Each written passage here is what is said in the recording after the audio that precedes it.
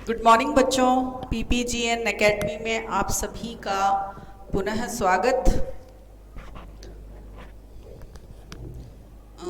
आप लोगों को बताते हुए बहुत खुशी हो रही है कि हमारे जो वीडियोस हैं सैनिक नवोदय मिलिट्री की तैयारी करने वाले जो विद्यार्थी हैं उनके लिए बहुत एक सुअवसर है।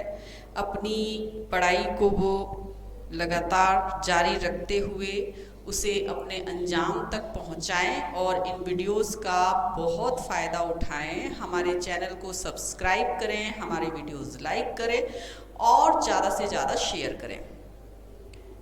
हिंदी की क्लास में हमारा विषय जो चल रहा था वह था वाक्य का, और हमने कल अर्थ के आधार पर वाक्यों को 8 भागों में विभक्त किया और उन सभी की परिभाषाएं करते हुए उनके उदाहरण को जाना। आज हम पढ़ेंगे संरचना के आधार पर वाक्यों का वर्गीकरण। ठीक है, टॉपिक हमारा चल रहा है वाक्य।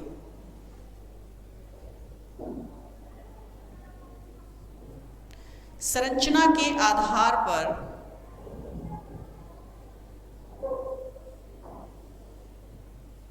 वाक्यों को 3 भागों में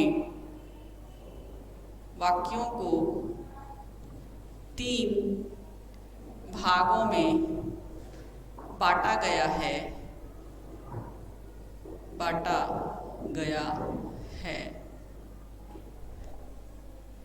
पहला सरल वाक्य,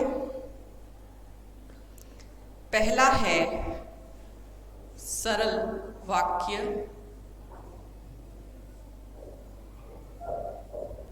तो मैंने आपको जब वाक्य की परिभाषा करवाई थी तो इसके 2 अवयव के बारे में भी बताया था, और वे अवयव थे उद्देश्य एवं विधेय। उद्देश्य क्या होता है? जिसमें कर्ता और कर्ता का विस्तार निहित होता है, और विधेय में क्रिया और क्रिया का विस्तार, कर्म और कर्म का विस्तार निहित होता है। तो अब सरल वाक्य के अंदर जिसमें एक ही उद्देश्य और एक ही विधेय होगा, ठीक है, वह कहलाएगा सरल वाक्य। तो इसमें तो कहीं आपको कोई दिक्कत आने वाली नहीं है। ठीक है, तो इसकी परिभाषा हो जाएगी, वे वाक्य जिनमें मोटे तौर पर एक ही उद्देश्य और एक ही विधेय होता है। वे वाक्य जिनमें मोटे तौर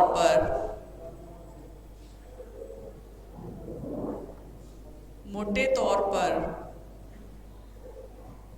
एक ही उद्देश्य व एक ही विधेय होता है,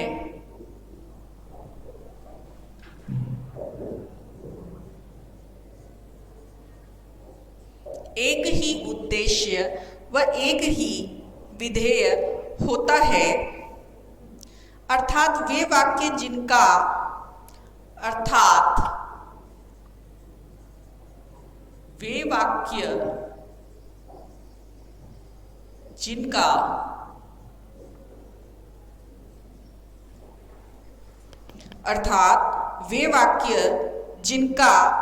विधेय या क्रिया,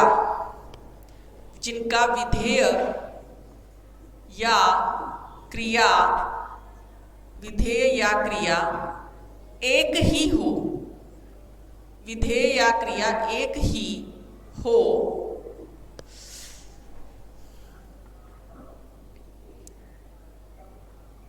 उन्हें सरल या साधारण वाक्य कहते हैं। उन्हें क्या कहते हैं? उन्हें सरल या साधारण वाक्य कहते हैं। सरल या साधारण वाक्य कहते हैं। ठीक है, जिनमें एक ही उद्देश्य है, एक ही विधेय है, या जिनका विधेय या क्रिया एक ही है, तो वो कहलाएगा सरल या साधारण वाक्य। तो सरल वाक्य में एक ही उपवाक्य होता है। देखिए, और एक ही मुख्य क्रिया होती है। ठीक है, इसमें कितने घटक होंगे, इसका निर्धारण क्रिया के द्वारा किया जाता है। उपवाक्य एक ही होता है। ठीक है, और सरल वाक्यों में कर्ता, कर्म, पूरक क्रिया और क्रिया विशेषण सभी या इनमें से कुछ भी आ सकते हैं। ठीक है, तो अकर्मक क्रिया वाले सरल वाक्य में केवल कर्ता होता है और सकर्मक क्रिया वाले सरल वाक्य में कर्ता और कर्म दोनों होते हैं। तो उदाहरण लिख लेते हैं, हम एक दो वाक्य लिख लेते हैं जिससे ये और भी स्पष्ट हो जाएगा। जैसे कि पुलिस ने चोर को पकड़ा। पुलिस ने चोर को पकड़ा। ठीक है, अध्यापक ने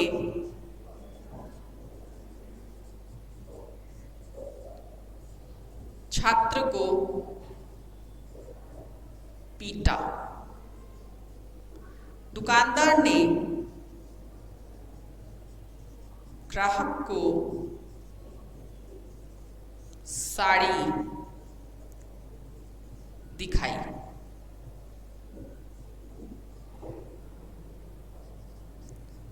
हलवाई ने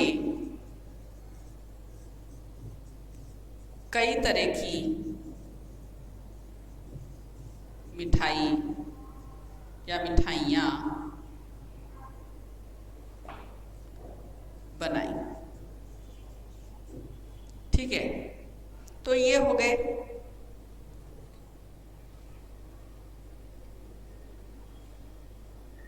अब देखिए संयुक्त वाक्य। दूसरा क्या है?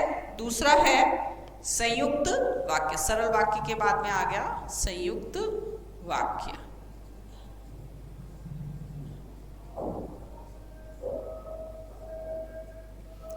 तो संयुक्त वाक्य के अंदर देखिए आप लोग, वे वाक्य जो योजक शब्दों से जुड़े हुए होते हैं या दो से अधिक समानांतरीय उपवाक्यों का योजक शब्दों द्वारा जुड़कर बने वाक्य संयुक्त वाक्य कहलाते हैं।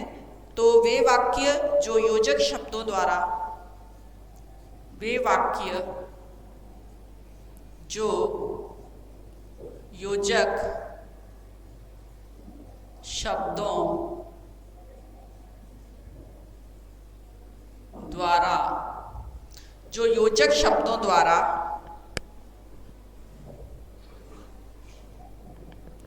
योजक शब्दों द्वारा जुड़े हुए हों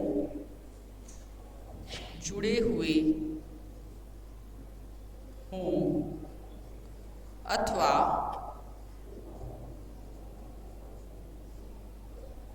या फिर क्या होगा, या तो योजक शब्दों द्वारा जुड़े हुए होंगे अर्थात दो या दो से अधिक समांतरीय, दो या दो से अधिक समांतरीय, दो या दो से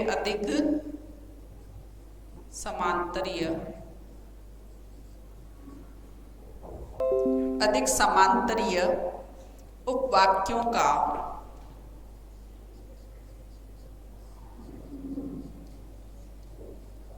योजक शब्दों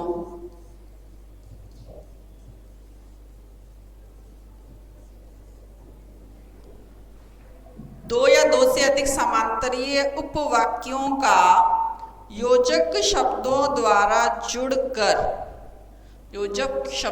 द्वारा जुड़कर बने वाक्यों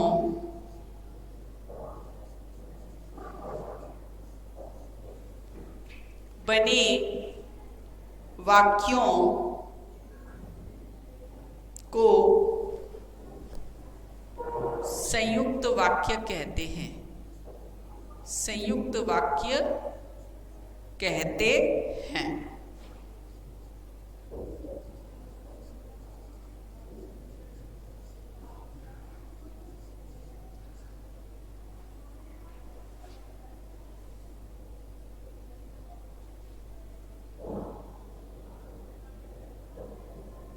तो देखिए, संयुक्त वाक्य की पहली बात तो ये कि दो या दो से अधिक उपवाक्य हैं। दूसरी बात है कि वो योजक शब्दों के द्वारा जुड़े हुए हैं, तो वह कहलाएंगे संयुक्त वाक्य। दो उपवाक्य जो कि समांतरीय हैं और योजक शब्दों के द्वारा जुड़े हुए हैं, तो वह कहलाएंगे संयुक्त वाक्य। तो संयुक्त वाक्य दो या दो से अधिक समस्तरीय उपवाक्यों से मिलकर बनता है। दूसरी बात यह है कि ये उपवाक्य जो हैं अपने आप में अलग होते हैं, स्वतंत्र होते हैं, ठीक है। और ये योजक शब्दों के, तीसरी बात ये योजक शब्दों के द्वारा जुड़े हुए होते हैं। चौथी बात ये है कि ये उपवाक्य जो हैं एक दूसरे पर आश्रित नहीं होते बल्कि संबंधित होते हैं। ध्यान में रखना है, ये उपवाक्य एक दूसरे पर आश्रित नहीं होते बल्कि संबंधित होते हैं, समांतरीय होते हैं, स्वतंत्र होते हैं, ठीक है। दो या दो से अधिक होते हैं, योजक शब्दों द्वारा जुड़े हुए होते हैं और इनका पृथक अस्तित्व होता है। इसके अलावा उपवाक्य समस्तरीय होते हैं, अतः इन्हें समानाधिकरण वाक्य भी कहते हैं। और ये समानाधिकरण वाक्य समुच्चय बोधक द्वारा जुड़े हुए होते हैं।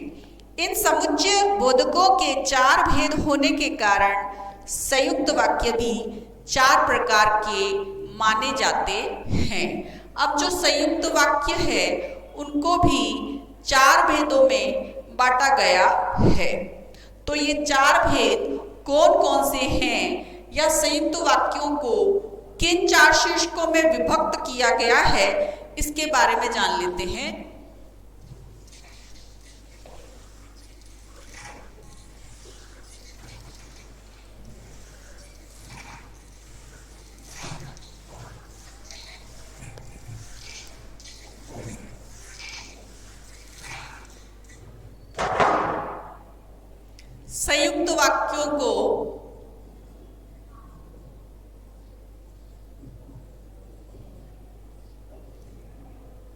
संयुक्त वाक्यों को चार प्रकार से बांटा गया है या विभक्त किया गया है। तो ये चार कौन कौन से हैं? पहला देखिए, इसमें पहला है संयोजक संयुक्त वाक्य। संयोजक संयुक्त वाक्य।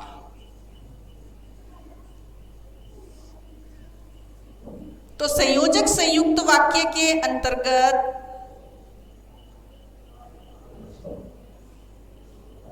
जिन संयुक्त वाक्यों में उपवाक्य, जिन संयुक्त वाक्यों में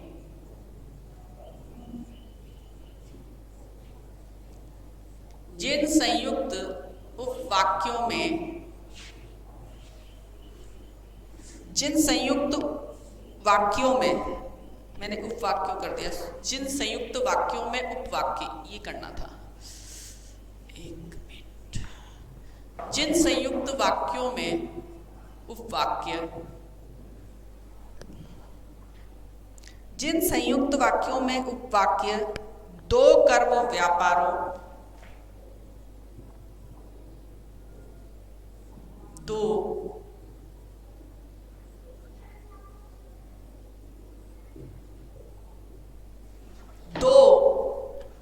कर्म व्यापारों या स्थितियों को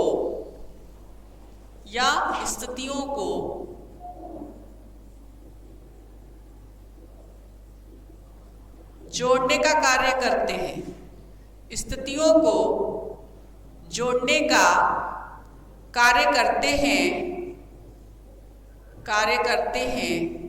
वो कौन से कहलाएंगे? संयोजक संयुक्त वाक्य।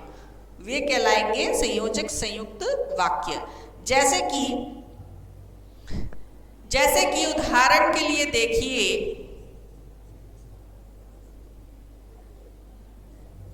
मैं जयपुर गई थी व मीता अजमेर।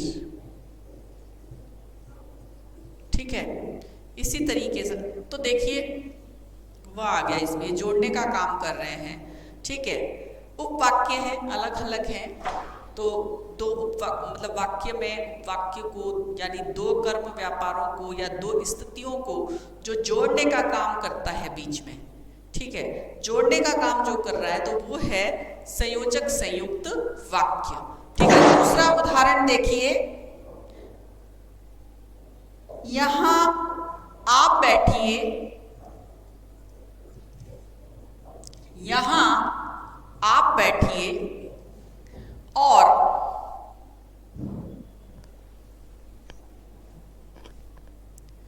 या तथा हम वहां बैठ जाएंगे।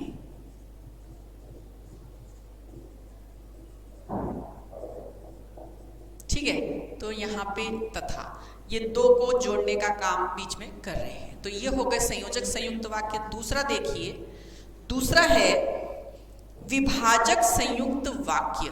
विभाजक का अर्थ ही क्या होता है? बांटने वाला, है ना? तो इसी से आपको समझ में आ जाएगा।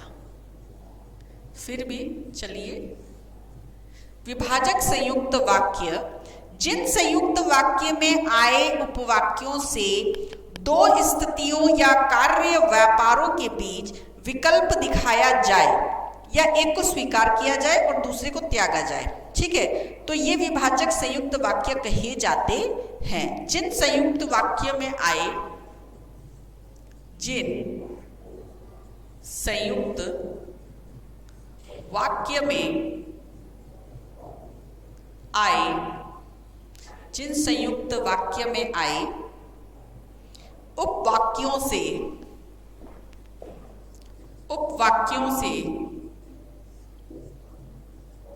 दो स्थितियों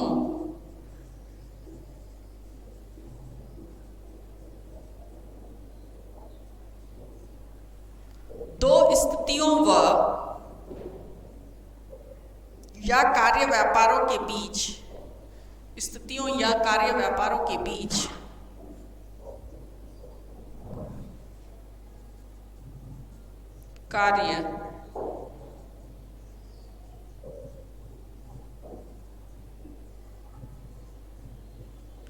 कार्य व्यापारों के बीच विकल्प दिखाया जाए, विकल्प दिखाया जाए या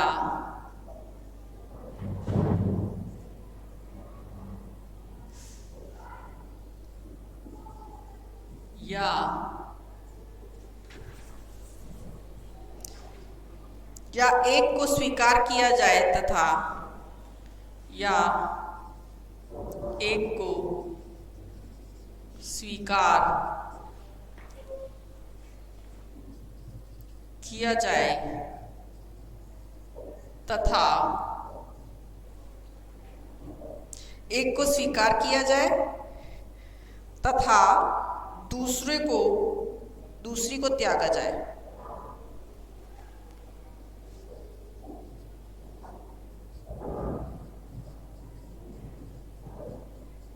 दूसरी को त्यागा जाए तो वो क्या कहलाएंगे? वो कहलाएंगे विभाजक संयुक्त वाक्य कहलाते हैं। विभाजक संयुक्त वाक्य कहलाते हैं। ठीक है, विभाजक संयुक्त वाक्य कहलाते हैं। तो उदाहरण देखिए, अब इसमें क्या है, कौन कौन से आते हैं इसमें? या कौन कौन से आएंगे? देखो इनमें या, एक तो आएगा या, ठीक है, और या फिर आएगा अथवा,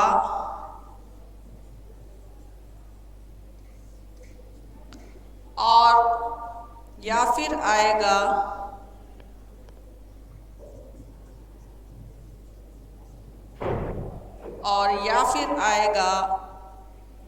ना, ना की।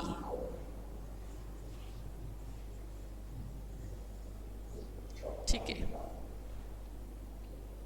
आदि समुच्चय बोधक अवयवों का, आदि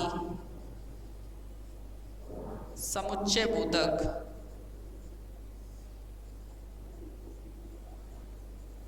अवयवों का प्रयोग होता है। या, अथवा, या, ना की आदि समुच्चय बोधक अवयवों का प्रयोग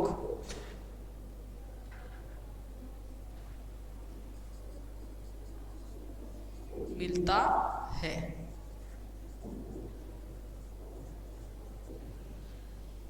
अब उदाहरण देख लीजिए।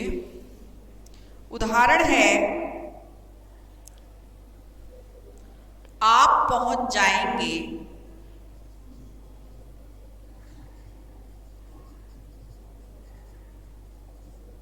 आप पहुंच जाएंगे, या मैं आपको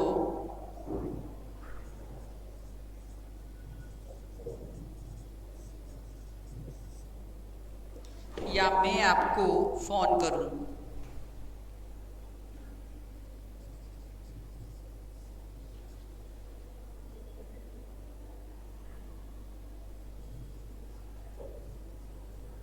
दूसरा देखिए, दूसरा है, मैं ना तो आपको पहचानता हूं ना आपके भाई को। मैं ना तो आपको पहचानता हूं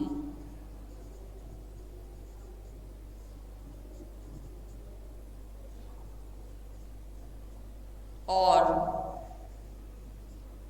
ना आपके भाई को। तो यहाँ पे दो स्थितियों या दो कार्य व्यापारों के बीच में विकल्प को दिखाया जा रहा है और एक को स्वीकार किया जा रहा है, एक को त्यागा जा रहा है। ठीक है, एक को स्वीकार किया जा रहा है, एक को त्यागा जा रहा है। ठीक है, तो ये कहलाते हैं विभाजक संयुक्त वाक्य, जिसमें या, अथवा, ना की, है ना, या इनका प्रयोग मिलता है। तीसरा देखिए,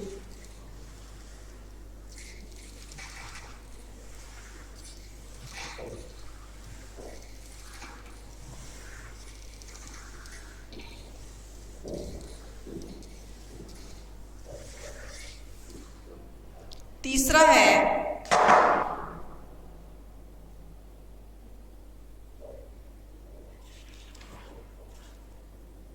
विरोध सूचक संयुक्त वाक्य।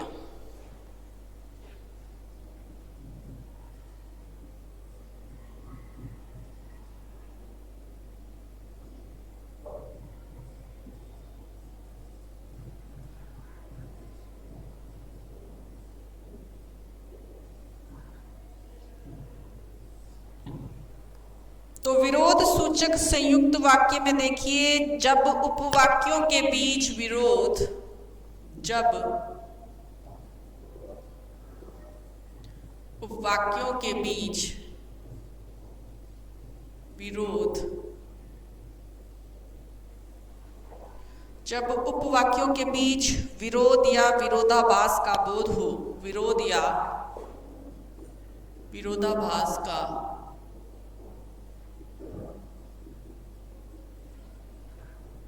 बोध हो,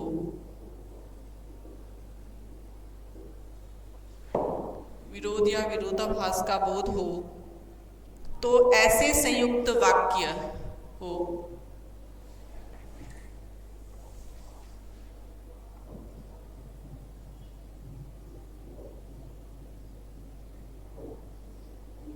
तो ऐसे संयुक्त वाक्य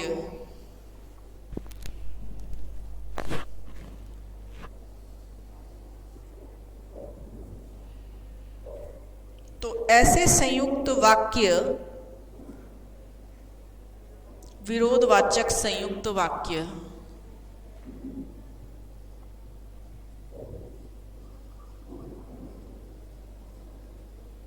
विरोध सूचक संयुक्त वाक्य कहलाते हैं।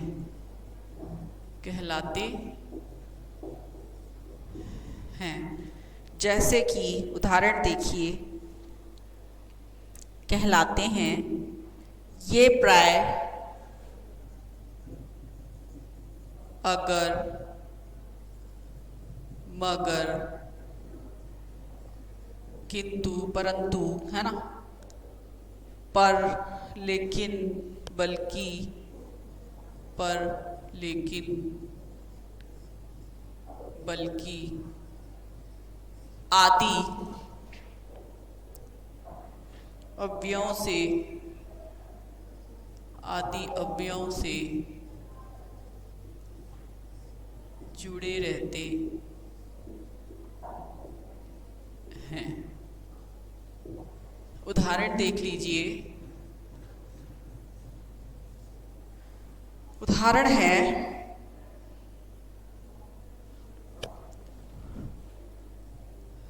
राजेश गाता तो अच्छा है पर पढ़ाई में कमजोर है। ठीक है। दूसरा देखिए, सीता खाना तो बना लेती है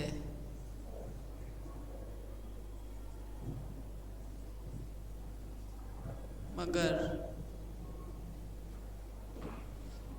रोटी बेल नहीं पाती।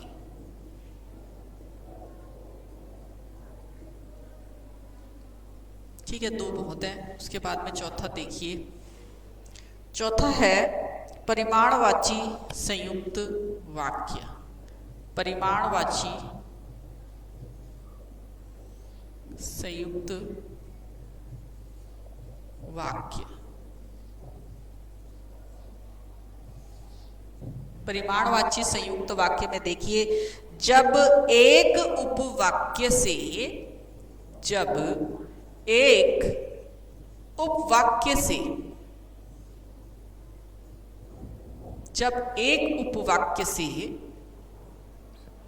कार्य का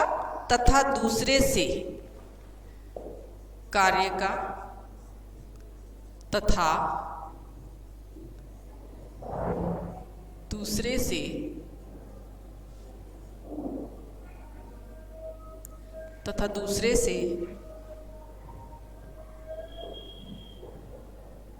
उसके परिमाण का बोध हो तो उसके परिमाण का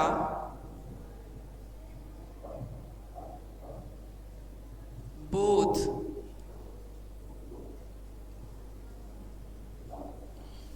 जब एक उपवाक्य से कार्य का दूसरे से उसके परिमाण का बोध हो तो उन्हें परिमाणवाची संयुक्त वाक्य कहते हैं। वो तो उन्हें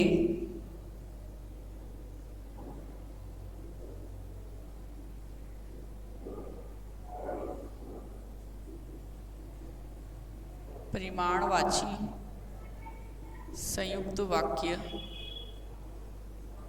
कहते हैं। ठीक है, परिमाणवाची संयुक्त वाक्य कहते हैं। ये प्राय इसलिए, अब इसमें कौन कौन से शब्द आते हैं? इसलिए, ठीक है, और या फिर आएगा अतः, सो, आदि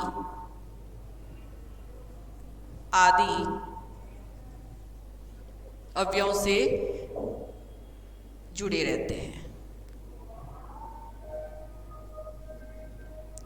इसलिए, अतः, सो आदि अव्ययों से जुड़े रहते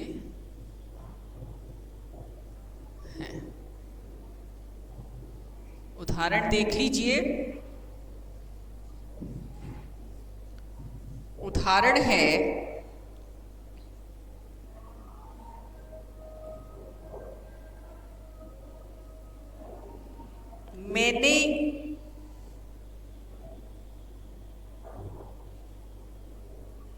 मैंने सारी तैयारी कर ली, सो मैंने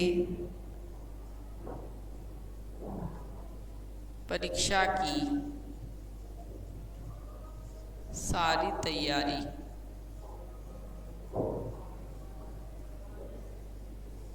कर ली, सो मैं जल्दी सो गई। ठीक है। और या फिर गिटार का तार टूट गया था, इसलिए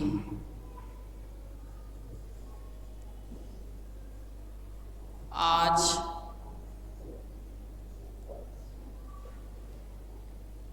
संगीत की क्लास या संगीत की कक्षा नहीं हुई।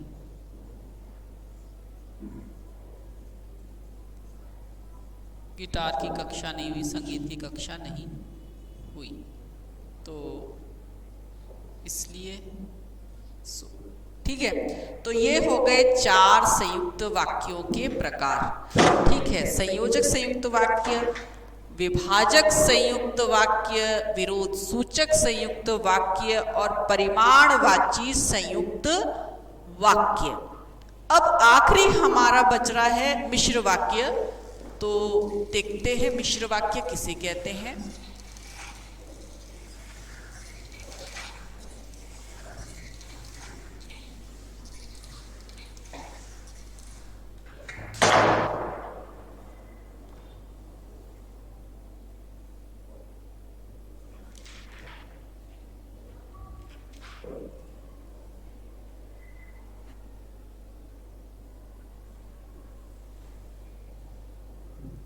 मिश्र वाक्य,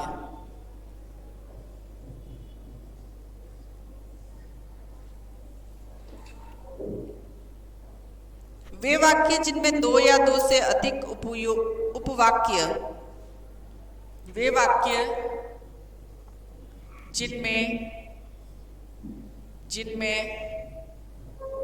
2 या 2 से अधिक, 2 या 2 से अधिक उपवाक्य, 2 या 2 से अधिक उपवाक्य योजक शब्दों द्वारा जुड़े होते हैं। योजक शब्दों द्वारा जुड़े होते हैं।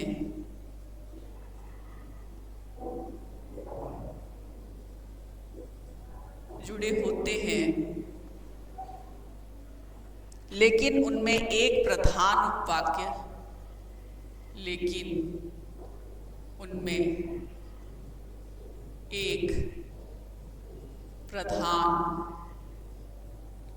उपवाक्य और अन्य आश्रित उपवाक्य होते हैं।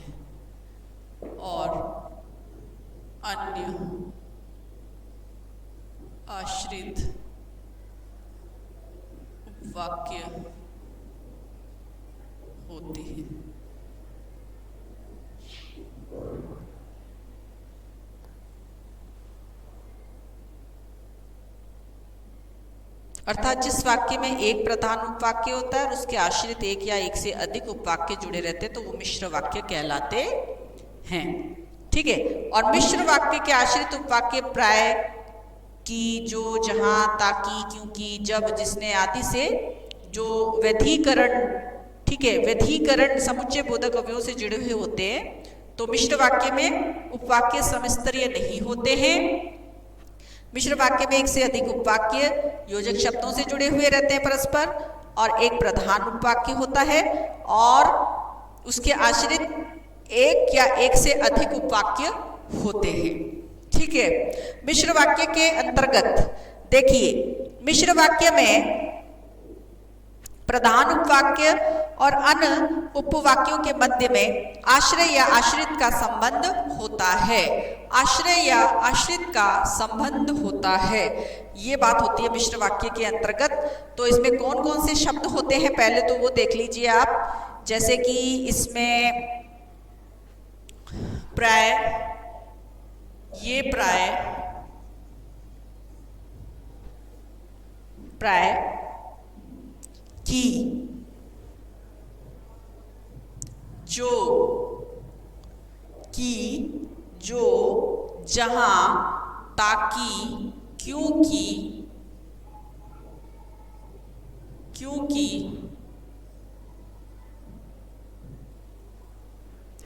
और जब, जिसने, आदि। जब, जिसने, आदि शब्द अव्ययों से ये सारे होते हैं, ठीक है। कि, जो, जहां, ताकि, क्योंकि, जब, जिसने, आदि वैधीकरण समुच्चय बोधक,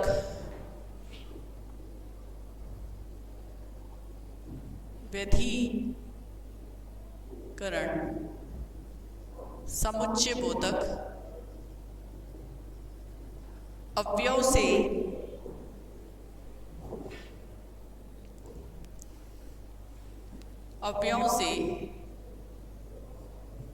जुड़े होते हैं, जुड़े होते हैं, ठीक है। अब प्रधान उपवाक्य में मुख्य क्रिया होती है और जो आश्रित उपवाक्य होते हैं उसका प्रारंभ होता है प्राय, की, जो, यदि और क्योंकि आदि से होता है, ठीक है। तो मुख्य क्रिया होती है प्रधान में और आश्रित उपवाक्य में प्राय, की, जो, यदि, क्योंकि आदि से इसकी शुरुआत होती है।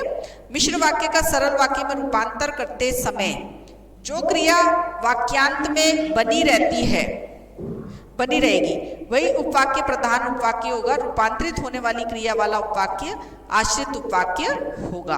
तो इसमें देखिए, इसमें उदाहरण के तौर पर छात्र परिश्रम करता तो अवश्य सफल होता। तो इसका एक सरल वाक्य बनाएंगे अगर हम, तो कैसे बनेगा कि छात्र परिश्रम करने पर अवश्य सफल होता। तो परिश्रम करता, ये जो क्रिया रूपांतरित हुई है ये आश्रित उपवाक्य है, जबकि सफल होता क्रिया ज्यों की त्यों बनी रहती है, तो यह प्रधान उपवाक्य है।